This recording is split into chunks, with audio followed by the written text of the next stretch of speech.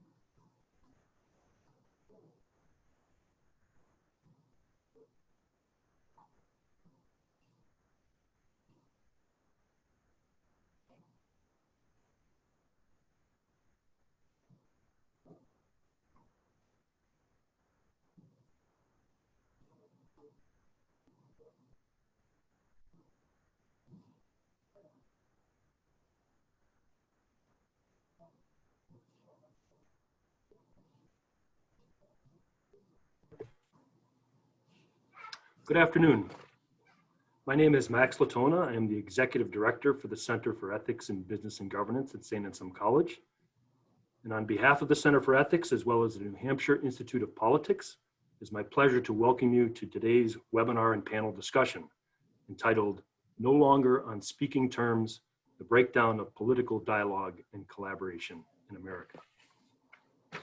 The Center for Ethics at Saint Anselm College has for its mission to assist communities and organizations in addressing the pressing ethical issues that they face, and to do so through research, education, dialogue, and collaboration. Today's program addresses what is perhaps the most important ethical issue we face as a nation, namely the polarization, the distrust, even the antipathy that has come to define American politics at all levels. And what results from that? Our increasing inability to collaborate and work together. How bad is the problem? What are its causes? What can be done about it? These are the questions we would like to discuss today. Our format for today is as follows. In the first 40 minutes or so, we will have a moderated panel discussion, and I shall introduce our panelists momentarily. In the final 20 minutes, we will have an opportunity for question and answer with the audience. You should use your question and answer function, or the Q&A function, in the webinar at the bottom of your screen. Please do not use the chat function, but the Q&A function. We will sort through the questions, and I'll try to get as many questions to our panelists or comments to our panelists as I can, but I want to apologize in advance if I don't get to all of the questions or comments. It might be impossible to do so. And then we will close by 4 o'clock sharp. As required by state law, I am required to remind all of you that this event is recorded. Questions and feedback can be provided to ethics@anselm.edu. Okay, without further delay, it is my pleasure to introduce our panelists for today, all of whom are members of our extended Saint Anselm community.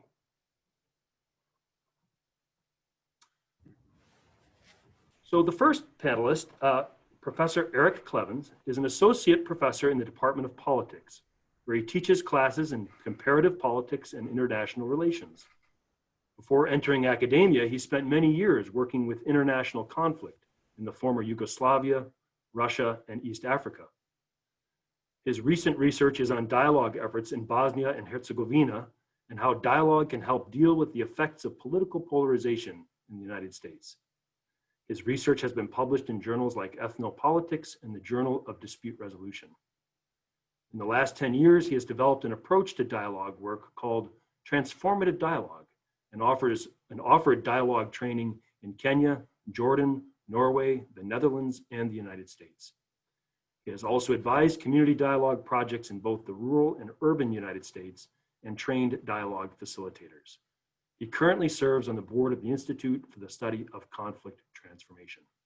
ERIK, welcome and thanks for joining us. Thank you. Thanks for having me. Our next panelist is Professor Melissa HEERBOTH.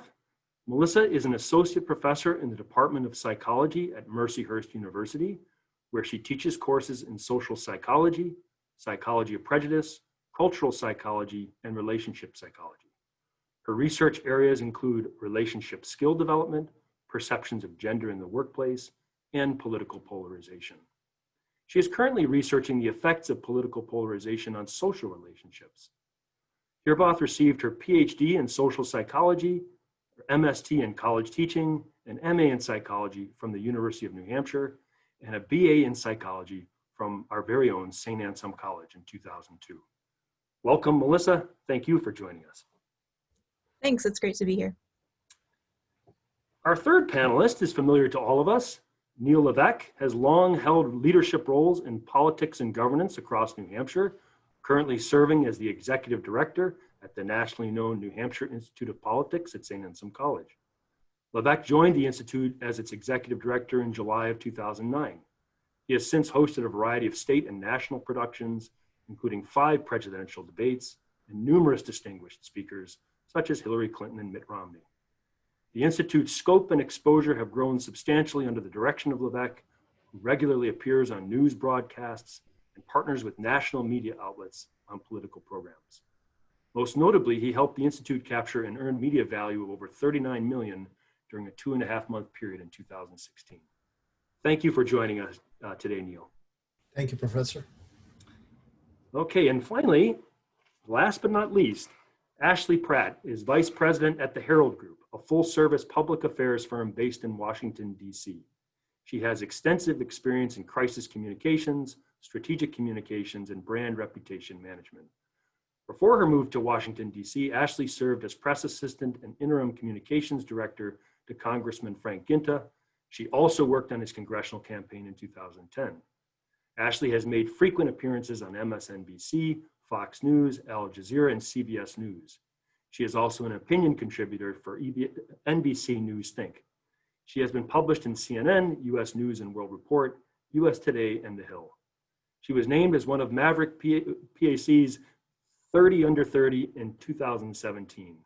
Ashley now resides in Washington, D.C., but is proud to call New Hampshire home.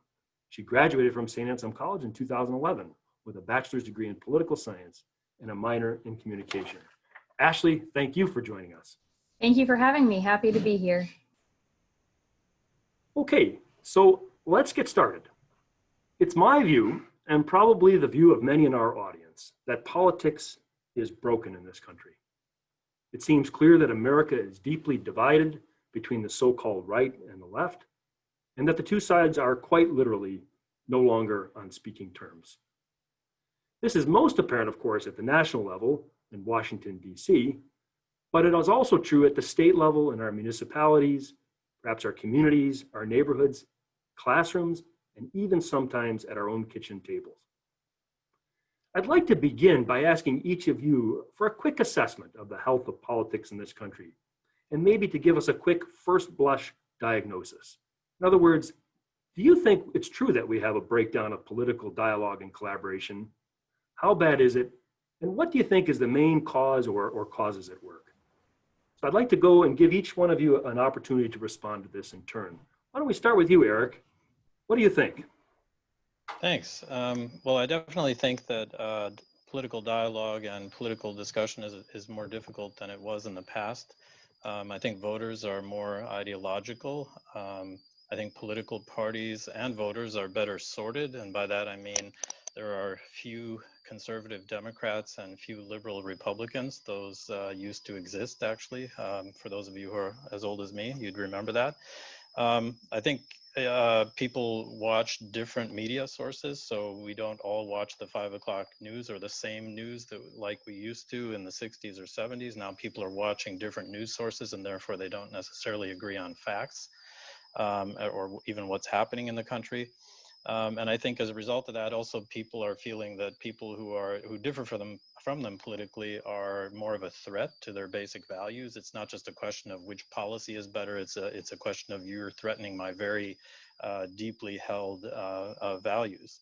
And I think as a result of that, people kind of shy away from talking to people who are different from themselves and self-censor themselves, and even experience a bit of trauma at having to talk to people, or maybe even don't even see the value in talking to someone who's different from them. Thank you, Eric. All right, we'll return to some of those comments in a moment. Let's turn now to Melissa. Melissa, what's your perception of the state of affairs and perhaps the cause of these issues? I'm sorry. There we go. I also agree that there has been a breakdown. I'm reminded of some polling data that looks at attitudes toward having your son or daughter marry a person from the opposite party. And in the middle of the last century, that used to be something that, you know, people wouldn't have a problem with. And the attitude toward that has drastically changed, where now most people say that it would upset them a lot. And obviously that's not a great thing for society. For me, one of the things that's causing it, I think it's really, you know, thinking about it like a social psychologist, I think it's kind of instructive to look at this conversation that we had in social psychology about aggressive television and then video games, right? When television became widespread, we became very concerned about the exposure to aggressive television on children's behavior. You may remember all these conversations we had. And then when video games became more popular, we sort of noticed that all the things that made aggression in television, you know, kind of concerning, was even more so for video games, because it was more immersive. You were rewarded for, you know, pulling the trigger yourself. It was just sort of, again, like more stimulating. And I think we have sort of a parallel with that today in politics, where, you know, if you think like historically, most people don't vote very often. Before there was social media, people would typically engage in politics, you know, sort of lightly. Maybe they would, I mean, it was considered rude to talk about politics in public. And so their engagement would maybe be limited to voting or to volunteering, maybe, you know, every few years. Now with social media, we basically have a situation where people are engaged and, you know, in a more immersive environment 24/7 all the time. And so they're posting memes and they're posting articles that makes them feel smart. They are commenting on other people. They defend when other people comment on their stuff. And so we really have this shift from engaging in politics as something, you know, that was done sort of infrequently to something that's done just sort of all the time. And I think that really has shifted how the conversation about politics has happened. Very interesting. Thank you, Melissa. Okay, good. And we'll turn now to Neil. Neil, what's your take on things? Well, I know by saying that it's not a surprise to anybody if I say that things have really broken down in the last 20 years. 20 years ago, a congressman or a congresswoman could go in front of a group of citizens in their district and say, hey, what do you think? Tell me what you're thinking. Talk to me. You can no longer do that in this country because it's now acceptable to yell and scream and be disruptive in those types of events. The same person that you might go to church with and sit in the pew with and say hello to is the same person who will scream at you in a public square political arena thing. And why is this? I think it's pretty simple. You know, being in a capitalist country, we have a lot of advantages because of money, but we have a disadvantage because of money.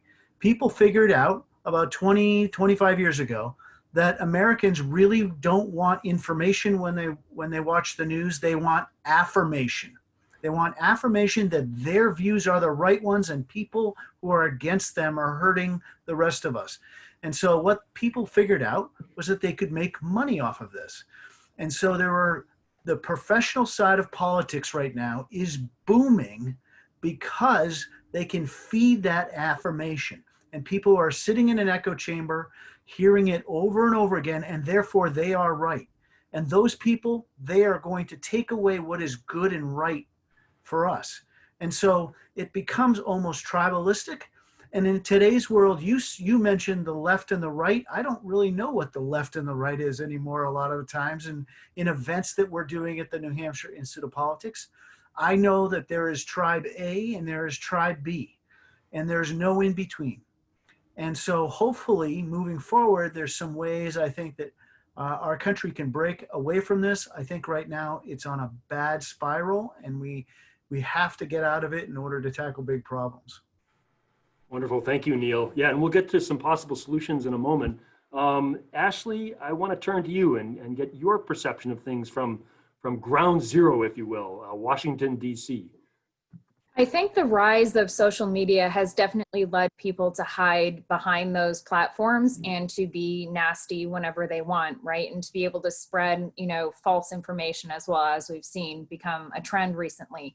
So, back to what all the other panelists have said, this really has led to a culmination of heated debate and discourse, which I believe is always good for a healthy democracy to have debate and discourse. But where we've now kind of crossed the line is into a line of complete vitriol, where we can't be on two sides and have a middle road anymore. And I think the one thing that is encouraging to me with this election cycle, as I think nasty as it has been, we have seen quite a bit of people moving more toward the center, because I think they're growing tired of it. Now, to Neil's point, I think there's definitely quite a few people within politics who are making boatloads of money off of the nastiness and are allowing them, to continue to propel some of these narratives of the, sides A and sides B, or left and right, whatever you want to call them, or put a label on them as. But I do think more people are gravitating toward that center, recognizing that they can no longer be in a position where you're going to Thanksgiving at your family's house and you don't speak to half of your family members because of this. I think, that's a very interesting point in perspective that Melissa had noted earlier on. You see less and less people broadening out to be friends with people on the other side of the political spectrum. Back when I was in college at St. A's, it strikes me as fascinating that today this doesn't happen, but there were conversations between the college Democrats and college Republicans where we would have joint pizza parties and have healthy debate and discussion. And that doesn't happen anymore. And that, to me, is really where we're having serious issues, because if you can't come together to have debates on these policy issues, you are less better off for it, in my opinion, because if you can't have those conversations, where are you broadening your horizons? And I think now we're so stuck in our ways of sides A or sides B, again, left or right, that coming together in the middle is really where our country needs to go if we want to solve this problem. Oh, great. Thank you, Ashley. So I just want to follow up on a few of the themes that you have all mentioned. Okay, first, I just want to point out that I think we'd all agree that disagreement has always existed in American politics since the very beginning of America. And people have always cared about their ideas. They've always been passionate about their vision for the country. They've always disagreed with one another and fundamentally and vehemently. Yet somehow each of you is saying it's different now. Somehow we're in a position or a state of affairs where that disagreement has crossed over the line to something unhealthy. And I'd just like to ask you, why is that? Why have we crossed that line? Is it something that's happening in our communities, in our homes, or is it something happening, do you think, at the national level in DC, or is it the social media? What is the fundamental cause that is really at the root of this polarization? Because disagreement has always been healthy and good. Eric, why don't we turn to you and see, what would you say is the difference here? Well, I think, you're right, the disagreement, I would say, is a good thing. Without democracy, or without differences, we can't have democracy. If we all agree or all belong to one party, we have a dictatorship. So we need differences, we need different approaches to policy and solutions. And when we debate them, I guess the idea is we would reach the best solution for the common good.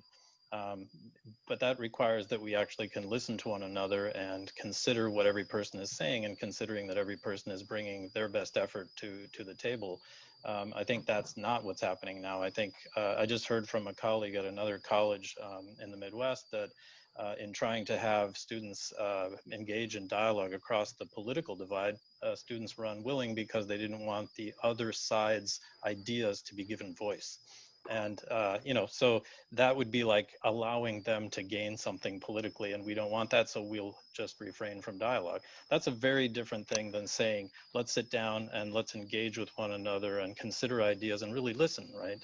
And I think that's harder to do the more people are ideologically motivated, and the more people are in these echo chambers that were mentioned, where they mainly hear things that they agree with. The Facebook algorithms are set up to just give affirmation, just like Neil said.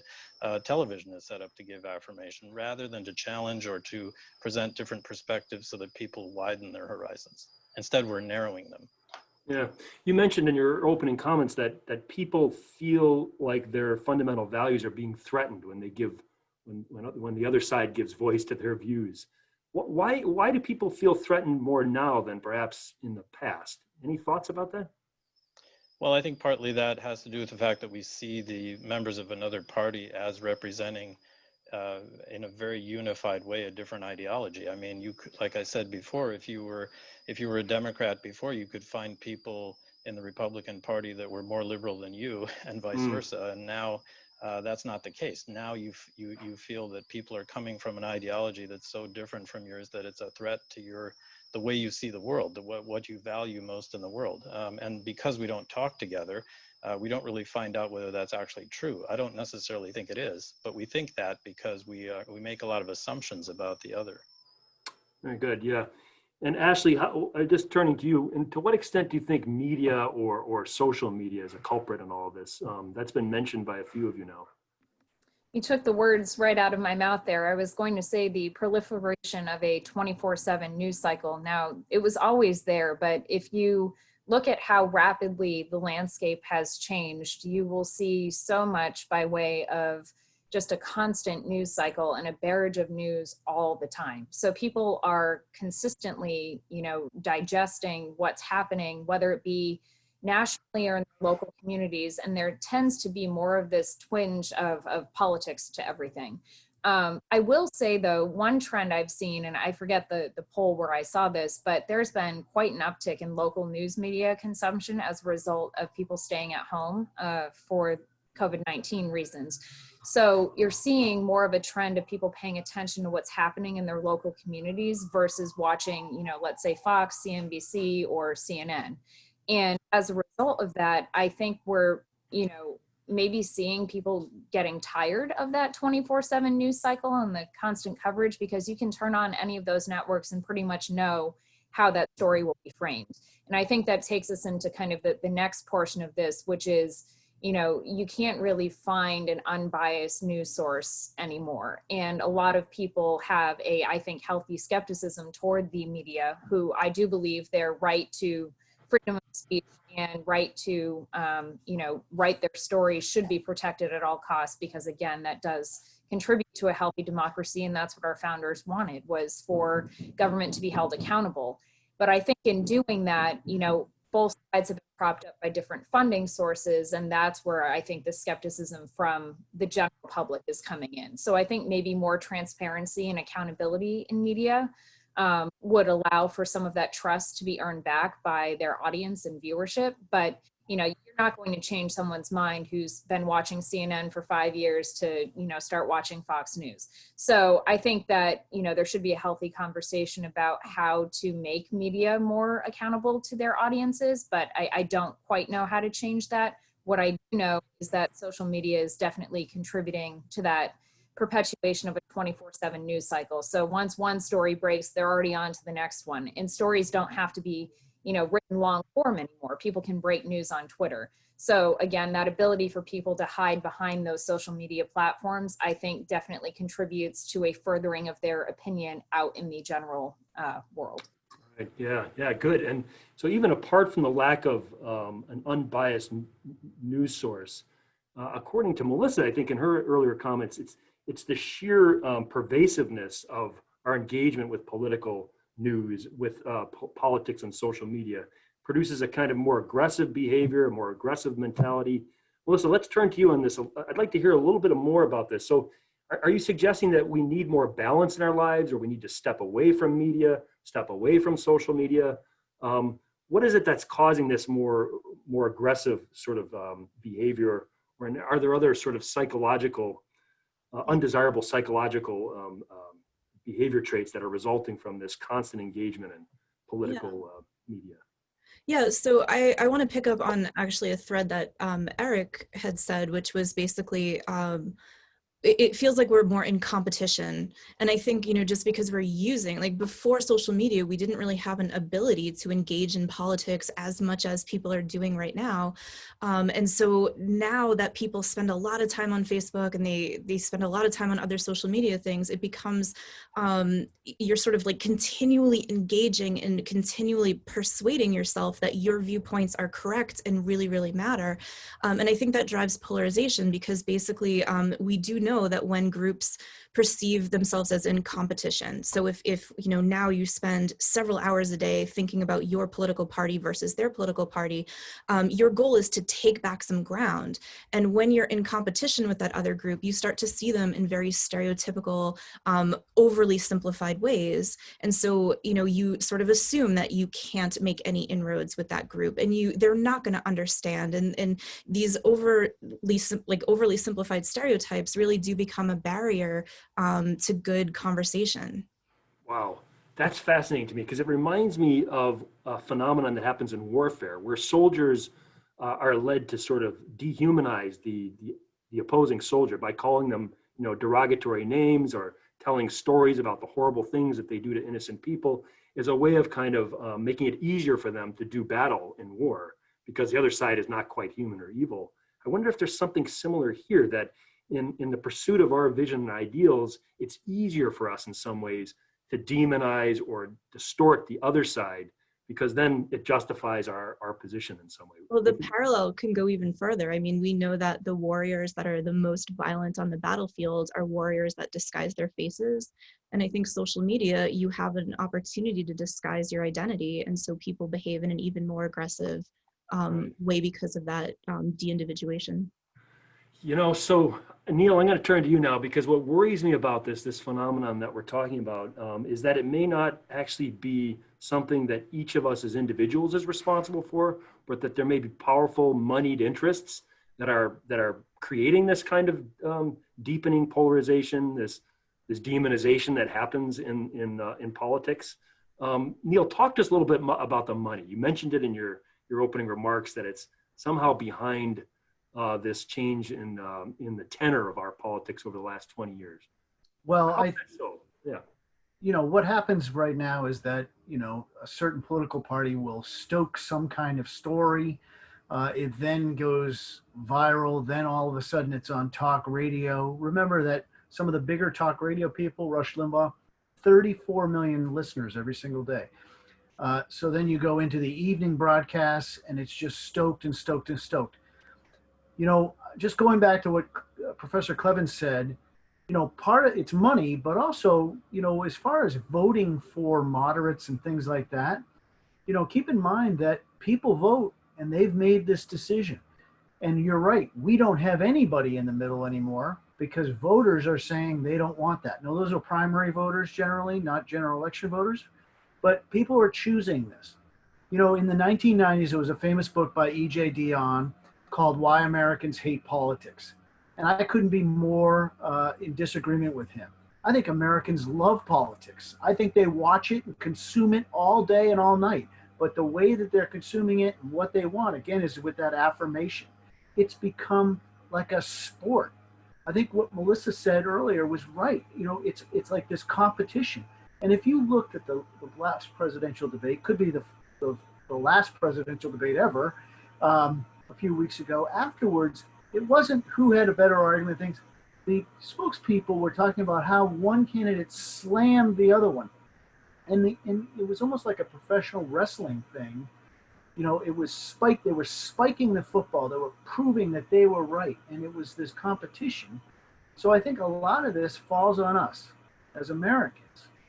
And I hear all the time, I hate the fact that it's so, nasty and everything like that, but it's the conservatives' fault, or it's the liberals' fault.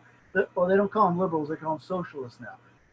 Yeah, look in the mirror, and that's really probably where the answer is. Well, now, Neil, you're bringing us to then the positive portion of our discussion today. So what would you propose we do? How about one or two simple things that you think that we as individuals or as a nation need to do in order to address this problem? What would you think, Neil? Well, I think first thing is that unfortunately, I think large tragedies or things that strike fear from the outside tend to bring Americans together. 9/11, World War II, things like that tend to do that. And unfortunately, I think that although it would be a tragic situation, obviously, that would probably bring us together, something of that scale. But I think one thing is exposing some of these people who are making large amounts of money off of this for what they are, and sort of proving to Americans that, when Paul Manafort is writing a speech denouncing Chinese billionaires and how bad they are and how they're destroying America from the yacht of a Chinese billionaire where he was subsequently arrested, there's a lot of hypocrisy there. And I'm hoping that sort of people start to figure out that they've been played and they're being played. Yeah, that's just a good point, Neil. So just better awareness, greater awareness on the part of the average American in terms of how their perceptions, their views are being influenced by other interests and influences. Good. Let's see. Let's go to Ashley. Ashley, what would you think? You've been living again in DC for some years now. You see terrible polarization there probably all the time. What do you think we can do to address this from a media perspective or otherwise? This might sound really elementary, but I do believe it all starts in our daily lives. And that means from the media we are consuming to the conversations we are having. And I think expanding our social circles outside of Instagram, Snapchat, Twitter, and Facebook, and actually having real life in-person conversations, which I know is pretty limited now due to COVID, but I think it's our task to be able to be informed citizens by having those conversations and those dialogues and those debates. Let's bring that back rather than waiting for Thanksgiving for it to erupt. And in my personal experience, moving to Washington, D.C. has been very eye-opening, just growing up in New Hampshire, and obviously a much smaller frame of reference to where I'm living now. And I've really been able to expand my social circles from the political ones that I had prior, which were all pretty much right of center. And now I'm seeing a lot more of a balance of that. I think 2016 was very eye-opening and enlightening for me in a lot of ways, because I had to shatter that bubble that I was in and really expand my horizons a bit more. And in my opinion, become more educated and educate myself. And I didn't like the fact that I was only consuming one, news source. And now I task myself every day in the morning to read 5 different, news sources in the morning, and they're all varying different political perspectives, because that does help you have conversations or at least see how the other side might be framing things. And that to me is a healthy engagement in order to have those discussions with people outside of your comfort zone. And I think the more you learn about others, the more you learn about yourself and where you would like to see your place in the world and in society or in your local community. So it might sound elementary, but I do believe that that's the best way forward, is for us to really take a hard look at our own personal lives and recognize that we do tend to self-isolate or put ourselves into these bubbles where we believe that we are comforted by the fact that we're hearing the same opinions as our own. And I think taking ourselves outside of that really would be to the benefit of the greater community. Great, thank you, Ashley. So forcing ourselves to consume or listen to perspectives that we may not agree with, is good for us, getting ourselves out of our own comfort zone. And I wonder if that's true in relationships too. And Melissa, I want to turn to you. You're an expert in human relationships, if you will, in the psychology of relationships. How does this, what can we do in our own lives or perhaps in our relationships with others at any level to sort of address this problem? Is there something that you could advise those of us here and in the audience listening today? What would you say is a positive step we could take? Well, I think keeping those social ties is really important. And especially as the political environment has heated up, it has become increasingly difficult to do so. It feels like everyone I know, from my parents who are retired to my college students who are 18, that everybody is kind of dealing with some stress about navigating politics in their social relationships. And so I think it is really important to acknowledge that, the current political moment has a lot of issues that really are difficult to talk about. And communication skills is really important. Everything from knowing when to choose the time to have a good conversation, right? Not necessarily taking the bait in the heat of the moment, but like waiting until a moment where people can come together.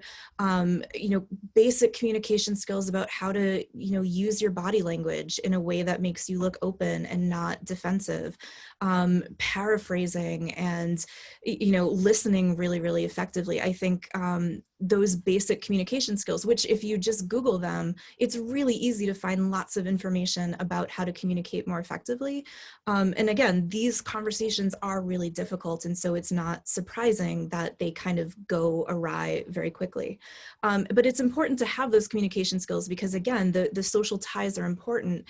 There's some like really exciting research in political psychology that kind of shows that when we encounter a member of a group that we devalue, right? So you encounter a member of the opposite party that you have negative stereotypes about. That encounter, if it goes well, has the ability to realize that, help you realize that your stereotypes are overly simplistic and overly negative, and the situation is actually much more complex, and there are inroads that we can have in common. And so that's why I think it's really important, again, to have good communication skills and to try to keep those social ties.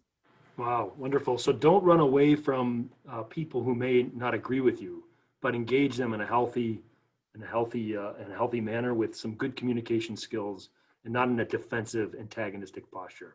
Love it, Melissa. That turns us now to ERIK. ERIK, you have done this work on transformative dialogue with people suffering political disagreements around the world and here in the United States. I wonder if you could tell us more about that. As I understand it, what's interesting about that is the point of such dialogue is not to find consensus or common ground, but something else. Maybe you could talk a little bit about transformative dialogue. Sure. Well, I think what both Ashley and Melissa said is right, that people need to actually communicate directly. And I would encourage people to log off social media and meet face to face, because as they were pointing out, when you can't see the other person or someone's hiding behind a meme or a poster, they are no longer fully human. You're really just seeing a political statement or a political position. If you sit face to face with someone and look at another person's face, they are a human being, and it's very hard to dehumanize them. So that would be my first point. And I think it's important, to stress that the goal is not for you to necessarily agree, but to disagree in a more constructive way. Right, to be able to understand the other person, to perhaps be able to say, oh, I guess I see where you're coming from now, even if I don't agree with you, right? And that's something that I've seen happen a lot, as Melissa was pointing out. I've seen that happen in dialogue rooms in the former Yugoslavia, where people have suffered violent conflict and suddenly realized that what they thought about the other person was incorrect, and what they thought about the first person was also incorrect, and they reached not just a different understanding, but also a more nuanced understanding.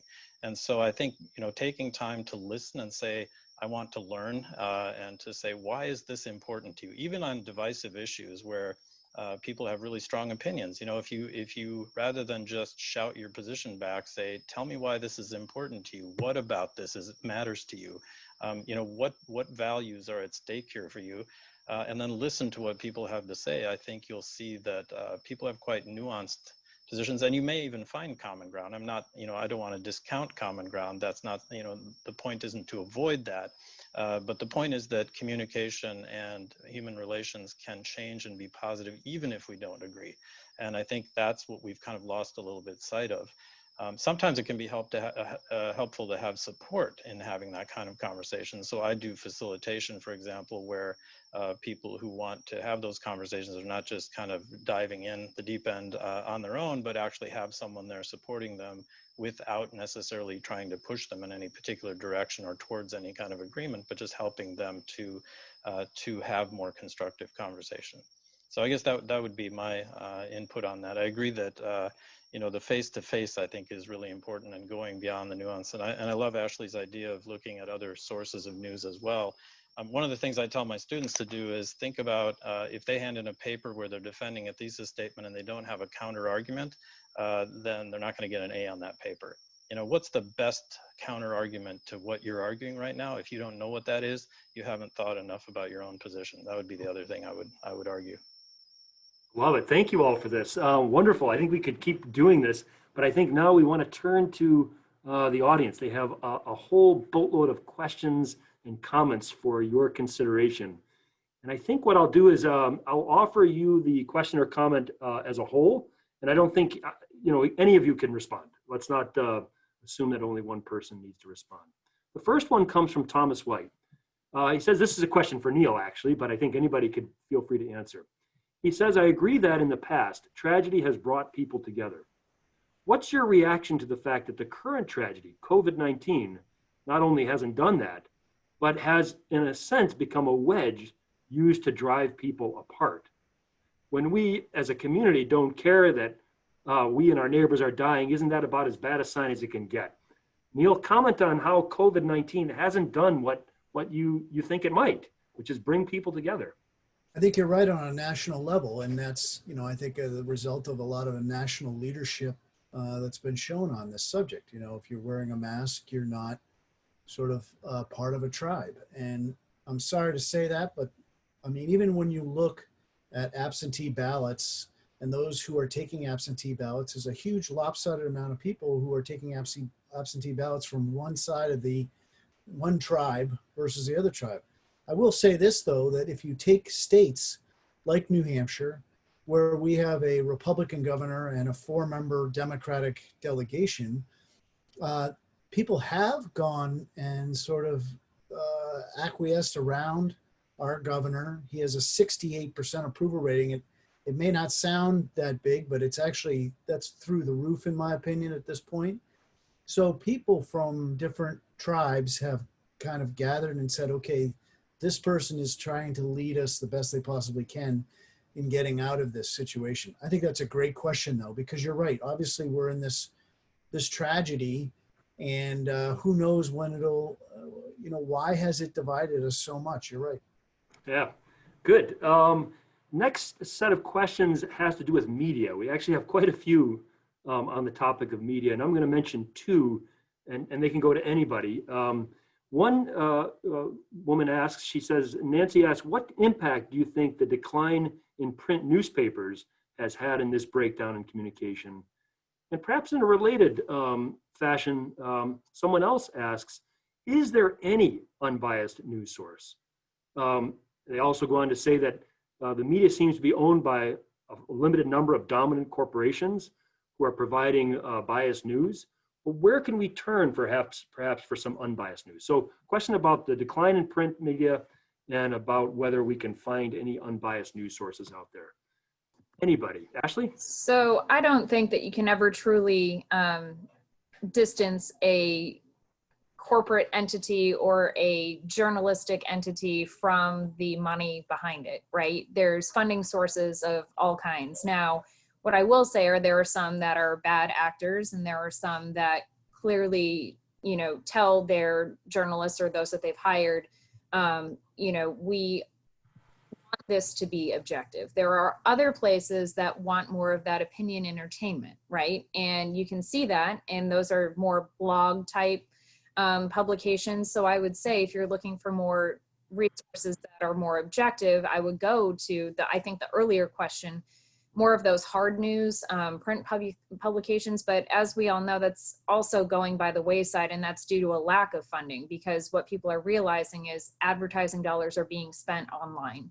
And I think that also is contributing to a lot of the problem, and to the idea of this, again, the 24/7 news cycle, where stories are not broken anymore like at a bar, it's happening on Twitter. And I think that has really led to the decline in media integrity sometimes. Fact checking isn't always done because you want to break the story and you want to be the first to do it. And it's very easy when you've got this to, you know, at your fingertips to break those stories rather than to do the due diligence to do the fact checking. And this happens on both sides. This isn't a left or right issue. I do think that journalistic integrity is important. And I think there's a lot of journalists who do fight for that and fight for their right to tell the news and to alert the public as to what's going on.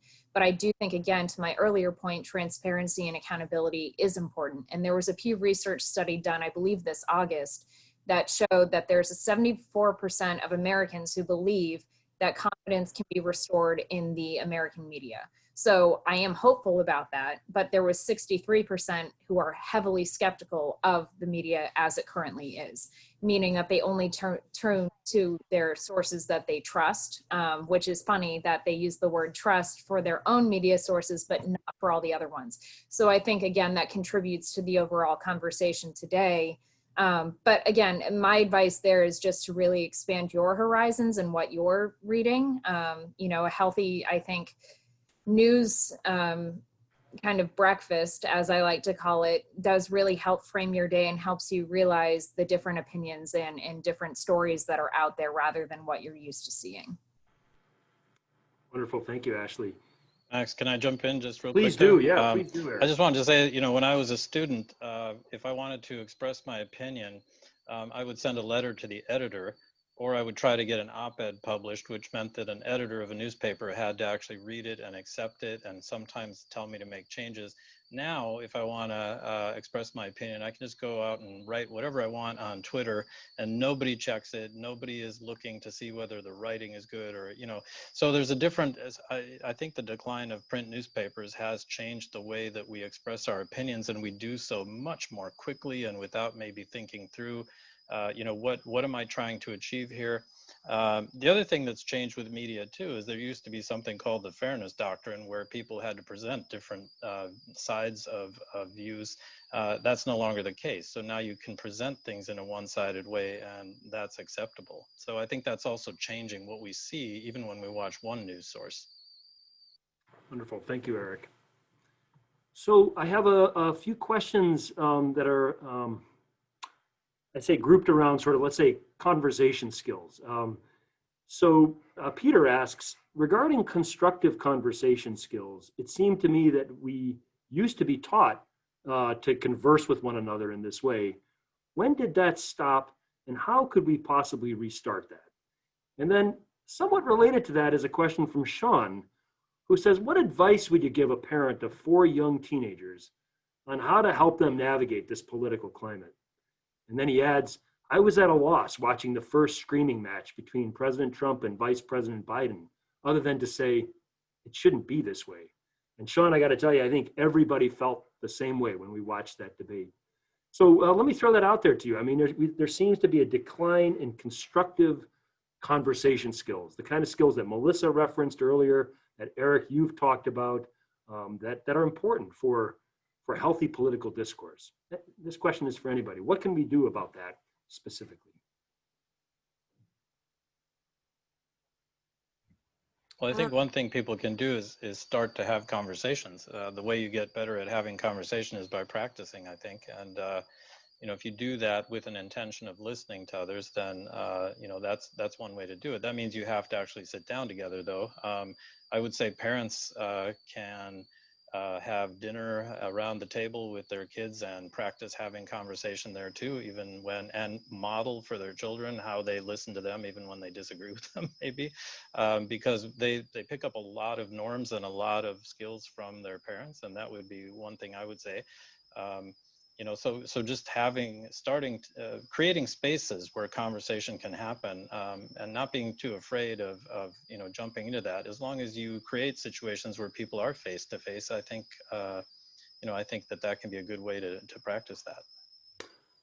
Wonderful. I love it. So at home, in our classrooms, at our workplaces, that can happen anywhere. Good. Melissa, you were going to say something a moment ago, I think. Yeah, and just to say that I think I completely share those concerns and fears. One thing that I've noticed, when I started teaching about, 15 years ago, I used to have to like break up a party in a classroom, like yell to get everybody's attention. And for the past few years, it's dead silent because everybody's on their phones. And at the same time, I'm also seeing more and more students come to me and just ask for advice about how to make friends. Like now that they're in college, how I don't know anyone here. And that's also kind of new. And so I think this is a really big concern. And compounding that is that issue of, especially teenagers are in this really critical phase for learning about politics. And of course, their introduction to politics is exactly the current political moment. And I think that's concerning. I would add to what ERIK said, making sure that the kinds of peer interactions that kids are getting are not computer mediated too. Sometimes, and this is just anecdotally, I do hear parents say things like, well, especially with COVID going on, they're interacting at least with peers through video games and social media. And so they're getting a little bit of that even with schools being closed. But I think there is no substitute for exactly what ERIK said, which is just they have to practice it. They have to have opportunities for it. Wonderful. Thank you, Melissa. I think Ashley, yeah, go ahead. One thing I just wanted to highlight, and this was a story that went somewhat viral last week. It was a local paper, I think, in the Midwest, but it was two neighbors, a white woman and an African-American woman, younger in like their late 20s, early 30s, who were neighbors who one had a Trump lawn sign, the other one had a Biden lawn sign, and they're actually friends. And the fact that that's a story that went viral me sad in the same way that the debate made me sad, because if that's a story in 2020, where are we headed as a country? I think that we need to normalize the idea of being friends or friendly with people on the other side of the aisle. And I opened up this conversation today with the idea that when I was in school, we had debates between the college Republicans and college Democrats. And one thing we actually did, which I would love to see again or happen across all college campuses across the country, is we had a debate with one another. So like the president of each organization, and I think actually held it at the Dana Center, and all the proceeds from it went to support a charity that we both agreed on. And to me, that just showed the coming together and kind of that middle ground to do something, to host a fun debate, to be able to debate policies and issues without getting mean, and give the money from the people who thought this would be great entertainment. And it was a really great way to come together, support a good organization that we, again, had consensus on to help the local community, and to do something that would honestly further our own education and engagement, which is to debate and dialogue and discuss, which I believe is part of the liberal arts education. And I think that is essential to every person's life. And it makes me sad, again, for all the reasons that I mentioned, that something like highlighting when, Justice Ginsburg just passed away, her friendship with Scalia, and seeing that really decline and stories like that being highlighted give me hope that, maybe these friendships do exist, but you're seeing a lot less of it. Same thing with McCain and Biden. And I think bringing those types of stories to the forefront will maybe reconnect people again. Oh, thank you, Ashley. I have a question here that's directed to Neil from Alyssa. She says, for Neil or any of the panelists, in 1996, I ran a congressional race for an incumbent congressman. Even though the race was very tight, and this was the time of the Gingrich Revolution, the most aggressive comment made against my candidate, even by conservative radio, was that he was a tax and spend liberal. Such mild slander compared to today's rhetoric. How did we devolve so quickly, and how can we elevate the debate? This is really about, I guess, etiquette and about what's acceptable in political speech. And let me ask another question that comes from Vinton. He wonders to what extent that this lack of civility might be a product of current occupants of office. He's wondering if that's just, perhaps something that'll go away once we have a change, perhaps at elections in some point. What do you think about that, Neil? Well, first of all, if you are talking about the current occupant of Trump, whatever Trump was and is doing works. So you're going to see this whole line of politicians who are going to say, in order for me to get attention and get the limelight, I'm going to say the most outrageous things. Congresswoman Cortez says outrageous things. She makes the evening news every night. Gingrich actually started this in actually bucking George Herbert Walker Bush in a very vocal way. And so I think you're going to see more and more of this. We have a television studio at Saint Anselm, and we'll have sometimes two people on opposite sides sort of screaming at each other from two opposite parts of the room. And they're on national television, just vicious. But they're on national TV for a reason, because that sells. And so they step off the stage, the lights turn down, they say, hey, you want to go get a beer? It's an act, and it happens. I have been booed on stages saying what I'm about to say, okay? And I'm going to tell you the truth. I have been behind the scenes with a lot of politicians, more than I care to remember, okay? And what do they all have in common? They all love America. They want to do the right thing. They work very hard on it. Thursday night, turn on C-SPAN at 9 o'clock at night and watch your congressperson working on the floor of the House. It's a terrible job in many ways, okay? And they're doing it because they believe what they want to enact is the best thing for all of us. They're patriotic people, and we need to start thinking of them in that way again. Oh, very nice. Well, listen, we are now at 3:58, so I'd like to ask any of you, do you have any final thoughts for our audience based on this topic here today? Anything that you want to leave them with? We talked a lot about media today, and I think while we do have to have this conversation on a national level about how media can change, I think there's a lot we can do as individuals in order to make sure that our own media literacy is up to speed. And so again, like Googling those kinds of skills is really important. Great. Thank you, Melissa. And I want to thank all of you. I want to say that this topic means a lot to me, and I think it means a lot to our audience. We live this tension, this polarization every day, as I said, in our households, in our neighborhoods, with our friends, in our workplaces, in our classrooms, and of course, we witness it on television and in the news. But I feel like there are some hopeful signs. Some of the things that all of you have pointed out today, that if we just practice in our own lives, being a little more discerning in our choice of media sources, perhaps forcing ourselves to expose ourselves to some of the media sources that we know we might not agree with it from the start. Practicing conversations with other people whom we may not agree with, learning to listen to them, practicing some of those skills, Melissa, that you talked about, not a defensive body language, acknowledging that maybe they have a point, trying hard to see where they may be coming from, not dehumanizing the other side. I think we can do some things, and I think looking for a change overnight is not going to happen. But perhaps if we can all do something a little bit in our own little world, whatever our workplace or our sphere of influence might be, we can maybe make a difference. So thank you all of you, Melissa, Ashley, Eric, Neil, for your insights today. We appreciate it. I want to thank the audience for tuning in and listening. Please send us any feedback that you might have at ethics@anselm.edu. And that concludes our program for today. I'd like to thank you again and wish you all a good day. Thanks, Mask.